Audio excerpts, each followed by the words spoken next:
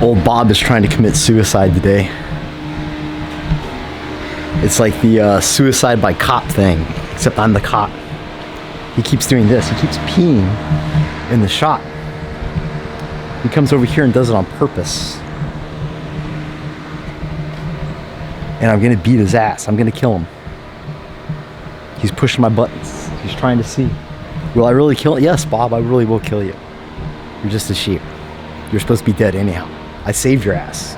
I have no qualms with killing your ass, Bob. Button pushing. When you're working on cars too.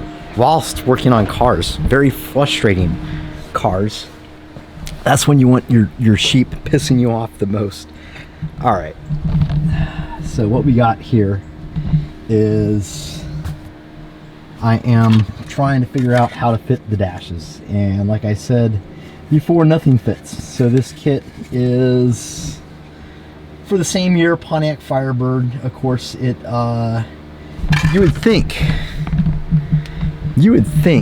me being a car guy and having assembled and disassembled many cars, I've realized that what manufacturers will often use is very similar parts, if not the exact same parts, to do everything except like the body style. But no, that is not the case in whatever they designed. It came out in 75, so they probably designed it in 73 maybe, and they did a shitty job. I mean, everything. Why have 4 different size bolts in the same dash pad? There's just all kinds of weirdness, and these little mounting bolts for the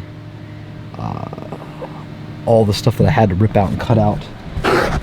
Stuff like this that goes to the defroster. That obviously, I don't even know how they got it in there, to be quite honest with you.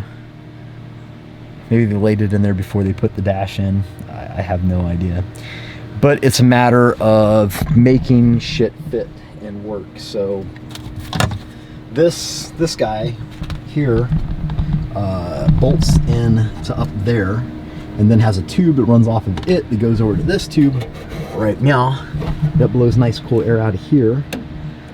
And then on these guys, you saw what I just pulled down. This doesn't work at all. This bolt is about 1 inch too low, maybe a 1/2 inch. So yeah, we got to kind of figure out how to re-drill this. We're gonna have to drill holes in our actual Vinny guys too, because there's no holes pre-tapped there.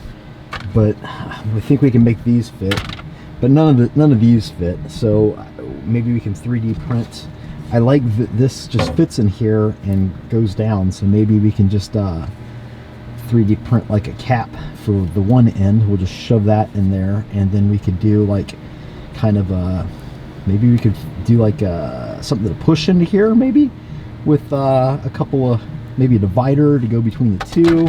I mean, it's just this guy here, and then we could do a couple round guys to put the tubes into. We'll have to figure out what all these tubes, well, 2 of the tubes are bigger, and then they have like 4 smaller tubes is how the machine, the actual air conditioning unit itself, is plumbed.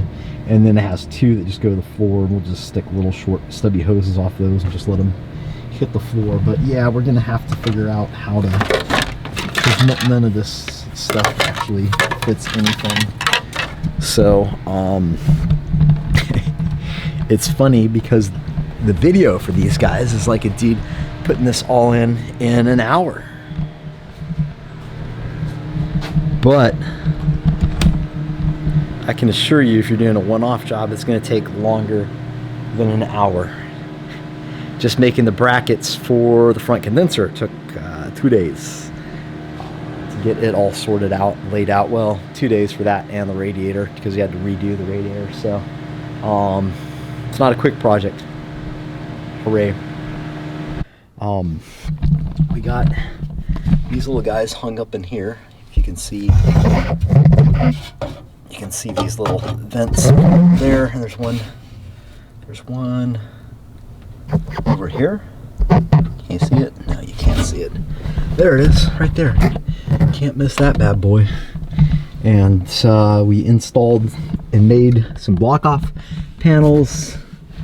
This guy here, a little one back there, a little stainless steel, and some ultra gray. One of the ones for the Firebird kind of fit. It was stick on, but it was like all adhesive, old adhesive, so it'd stay on, but I knew it was gonna fall off, so I threw a bunch of RTV on there, and then that just kind of lubed it up and made it fall off automatically. So then I put a self-tapper in the top and the bottom, and that Bizatch is on there. So we're gonna have to 3D make the center vent, and which is this guy here. I was almost thinking this guy came with it. I was almost thinking if we just do a block off on either side, here and here, here and here, then I can just kind of self-tapper and RTV this guy in. This will go back in the dash, and just do a block off plug for the end. And then I can make, for the other side, I can do like a vacuum, kind of like just a plug with a adapter in the middle to go to the other side. So that's all sorted. And it was painful to get to that part. There's a bunch of holes in this fire. I'm shocked because this firewall is the same as, I mean, it's obviously not the same as a Firebird, but I don't know why it'd be different. The whole front end's the same. It's, anyway, it's just been a complete struggle. And I'm all out of RTV. You saw it all used on that. Actually, that bottle is like 3 or 4 years old probably, and it was good. I actually ended up cutting it in half and scooping it out with my hand. So we got this block off plate here, and we're ready to put this guy. You see up in here is, all right.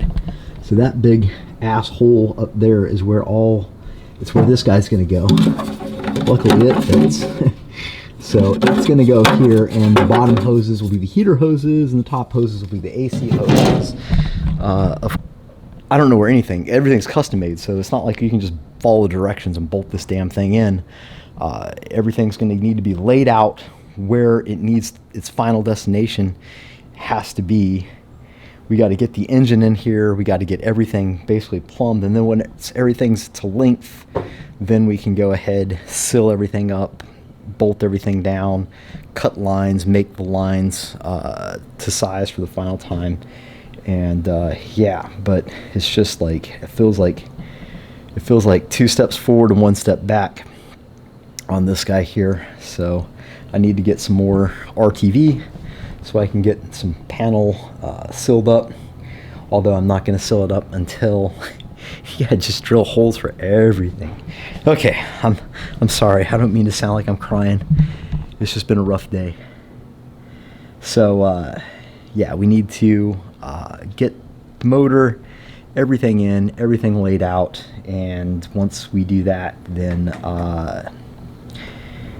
we can, you know, finish this guy up. It's just a matter that everything's got to be made.